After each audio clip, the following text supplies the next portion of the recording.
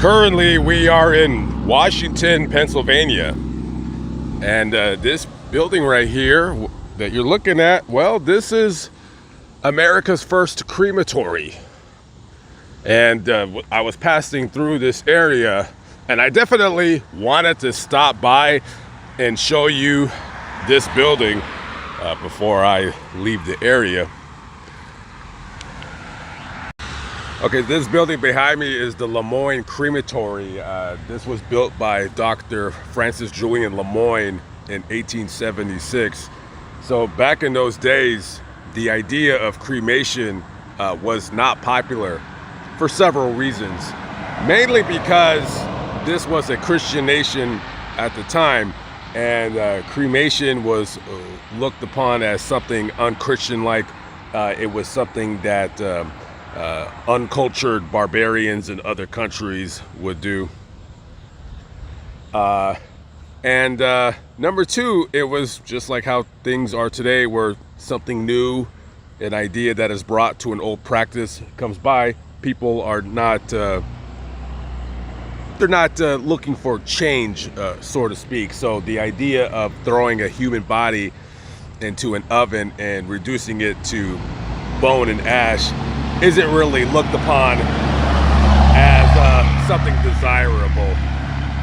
So this guy, Dr. Lemoyne, originally he had went to a cemetery, or a cemetery business, with the idea of this a crematory, and they pretty much balked at him. I mean, people that own funerals, they looked upon these cremationists, or whatever word you want to call them, as competition. You're talking about something that is hundreds of years old, thousands of years old in terms of having a funeral, and then you got some Yahoo guy right here with a pizza oven, and he's just gonna throw human bodies in there with this barbaric practice. So people were not looking upon this as being a savior for whatever ails them. Now, that very thing that ailed them was disease. Now, back in the 1800s, you had many people dying from cholera, typhus, yellow fever consumption, what now today would be called tuberculosis. So his theory was that when people died of such disease and they were buried in the ground, well, those diseases, those pathogens, bacteria, viruses, would somehow seep into the city's water supply, contaminating it, thus getting people that are alive sick.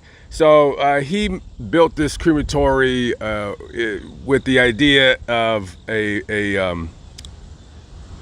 burial, if you will, of the remains. This would be a clean, safe alternative to traditional burial. So basically, I would love to get inside of this building. However, you got to call ahead for a tour, and we know how I roll. I don't really have time. I gotta go. I gotta get to West Virginia. But basically, this crematory, like one side of it would be a viewing room, or where you have the service or what have you, and then you would have your quote-unquote flameless cremation in the other room, which you would put the body sort of like how you would, just put in a pizza in an oven. I probably would want to use a better analogy than that. Unfortunately, one escapes me at this current time of the recording of this video, so I'll have to work on my examples for certain things in future videos. But basically, yeah, you would do that, and then a cremation would take 3 to 4 hours, and you would reduce a human body to ash, depending on, of course, the size of the person. And then you would take the bones, take a mallet, smash the bones up into little powdery bits, and then you would give them to your loved ones, and then they would inter them into whatever plot that the family was located at. So the first cremation here occurred on December 6, 1876 for Joseph Henry Louis Charles. He has a lot of names, and different articles say his name in different ways. But he was the first cremation. Now, when it first happened here, which on top of the hill, this is where Dr. Lemoyne lived, this section of Washington was called Gallows Hill. I think we all know why they called it Gallows Hill. It's because they used to hang people on this hill, of course.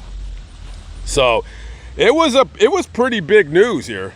It was pretty big news. You had a lot of newspaper reporters, some coming from as far as New York, to cover this dastardly thing that they were doing to a human body.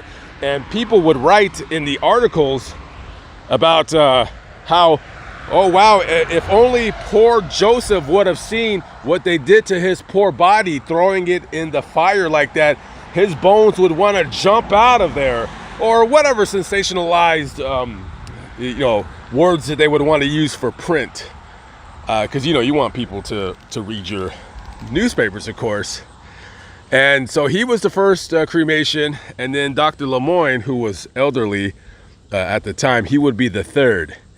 And then altogether, this crematory was open for about 25 years, and altogether they did about 42 cremations, and then it closed in 1901.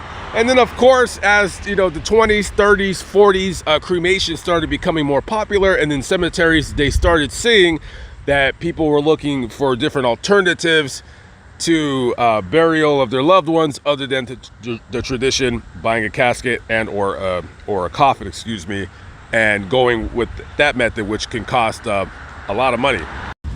So that is when a lot of cemeteries started buying their own crematories, and then they started, of course, offering that service. Now today, of course, we're still always looking for new ways of burying people, new ways of disposing of human remains or human bodies. I mean, now we have a place, I think in Indiana. I gotta go check them out. Now that I'm talking about it, I actually forgot to look them up. I think there's a place in Indiana that they will liquefy you, or they'll shoot you into space, or they'll bury you into the ground, and then you'll turn it to a tree. I mean, nowadays you're looking at people, like, new inventive ways for people really to make money. But back in the day, this was, of course, not necessarily made to make money. This was just a doctor looking for a safe practice to dispose of our dearly departed loved ones. So just a interesting piece of history that I thought I wanted to share with you guys, and show you this crematory. I would have loved to have got inside. The clock's ticking. You know how I roll. I gotta go.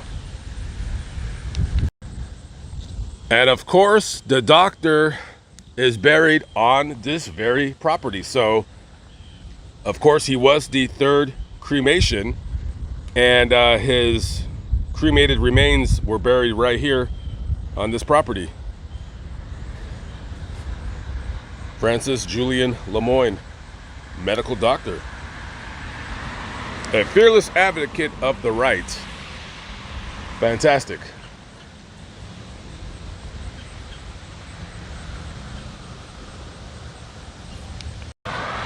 Okay guys, quick video, gotta hit the road. West Virginia, here I come. Not sure what I'm gonna be doing down there. Got a couple of stories in mind, but I'll catch up with you on the next video. If you guys ever have any interesting locations related to the subject of today's video, hey, send me an email, lamonatlargestories@gmail.com. Give me a holler. Let me know. If you guys don't send me these stories, I may not know of them, so I would appreciate that if you did. I'll catch up with you in the next video. Peace out.